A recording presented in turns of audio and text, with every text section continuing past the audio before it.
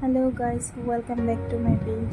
তো দেখো, আজকে আমি কচু দিয়া মাংস রান্না করুন। তো এটা হলো কচুটা অনেকদিন আগে আনা হয়েছিল, এটা নষ্ট হয়ে গেছিলো, তার লেগে আমি এটা আজকে রান্না করলাম। তো এটা আমি চুলা নিলাম,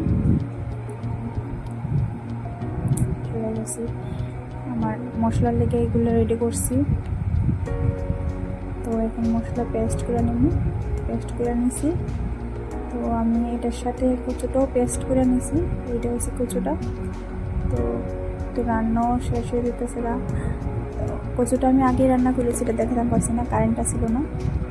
তো এইটা হচ্ছে কচু রান্নার কষানির সাইডা, তারপর এটা দিলাম।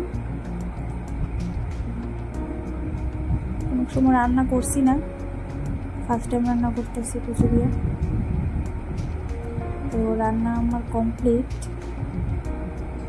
দেখো কেমন হয়েছে।